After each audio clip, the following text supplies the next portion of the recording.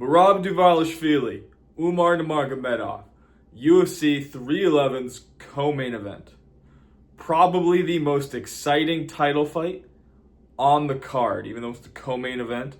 But with Arman Tsarukyan pulling out at the last minute due to a back injury, this is now the most intriguing matchup for UFC 311. It's no secret who I'm rooting for. Got my Merab sweatshirt on here. Big fan of Merab Dvalishvili. And I think he is going to surprise a lot of people and defend his title. It's kind of crazy to think of how the champion is such a massive underdog in this fight. And the reason why is that this seems like a story we've all seen before, right? With Umar Nurmagomedov here. Khabib, Islam Makhachev, Umar Nurmagomedov have dominated the UFC. Dominated. And it appears like Umar's just going to come in and win the title, right? He hasn't lost yet. But not so fast. I think that Merab Dvalishvili is going to beat Umar Nurmagomedov pretty easily on Saturday. And I'll tell you why. So this fight has had a really nasty build-up to it. And it's kind of been surprising. And I think a big reason is that both of these guys kind of need this to sell a fight, as neither of them are major superstars. But another reason is the fact that Umar is here in this position is an insult to Merab Dvalishvili's career. And he's taking it that way because, quite frankly, it is one.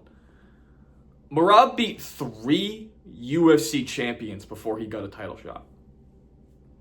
He's beaten 4 total. But he beat 3 before he ever got a title shot.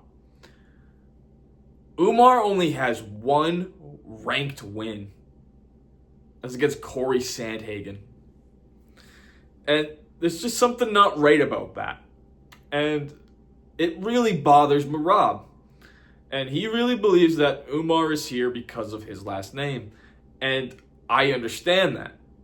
In fact, I agree with him.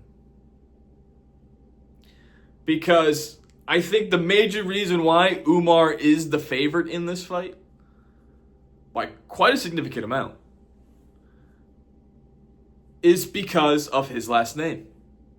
We associate him with dominance because of his close friendship with Islam Makhachev, his training partner, and his relation to the greatest lightweight of all time, Khabib Nurmagomedov.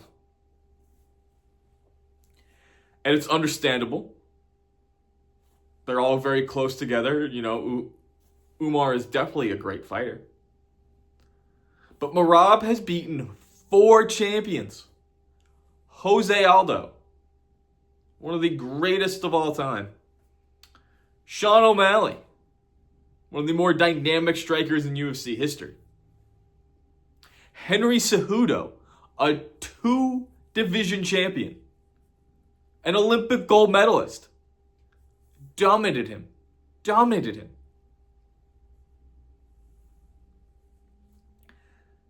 And these are just... Peter Yan is another one. Sorry.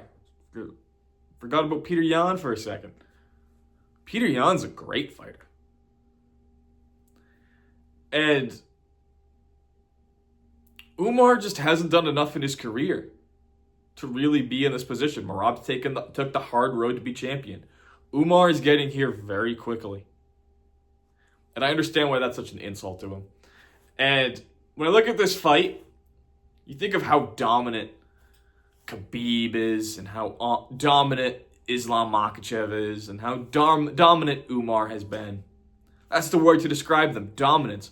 And it's because they overwhelm their opponents with their sambo wrestling style. But Umar's not going to be able to overwhelm Merab with that style because Merab has that same style. That same background.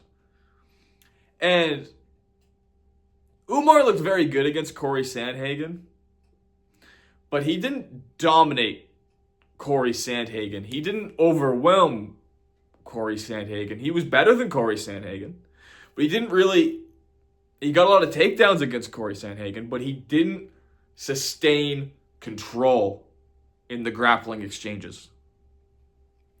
If he can't do that against Corey Sandhagen, how is he going to do that against Merab? There's rumors of him having a broken arm. He stated that he had a broken arm. This was right around December. So you'd imagine that he's really not training in grappling exchanges too often, which is going to be a big advantage for Merab here as well. And I think, if you take that aside, even I think they're even in grappling anyway. I think this fight's going to be on the feet, and with this fight being on the feet, you'd imagine that Umar, with his clean and powerful striking, has the advantage here. Think of Islam Makhachev. He's a great fighter in the stand-up game. I mean, probably the most underrated boxer in the UFC. Am I right? He outboxed Dustin Poirier, who we believe to be one of the greatest boxers in the promotion's history. Khabib was a pretty solid boxer.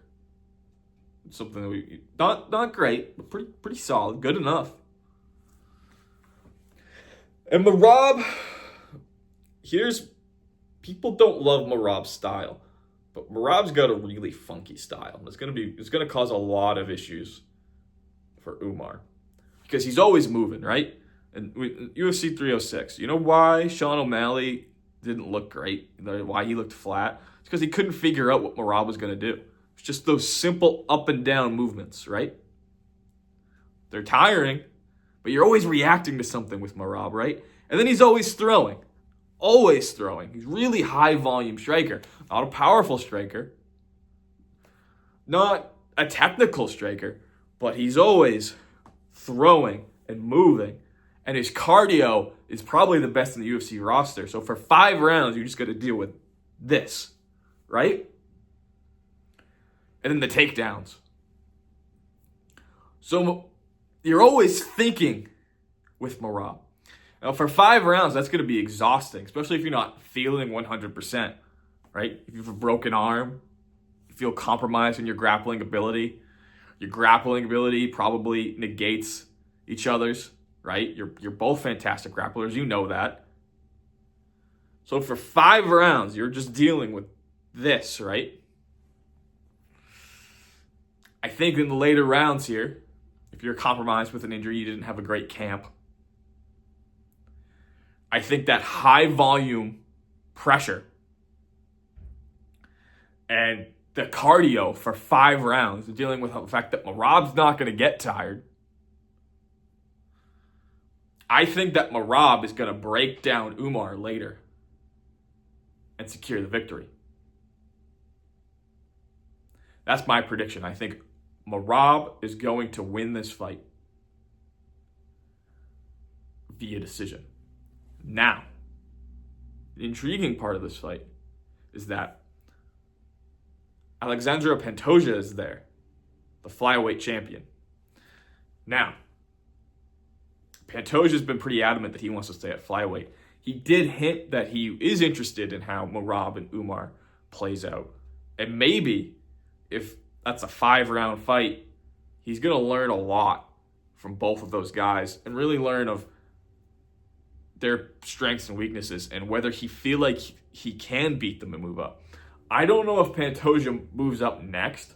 What's there for Pantoja in that division, by the way, in flyweight? Nothing particularly interesting.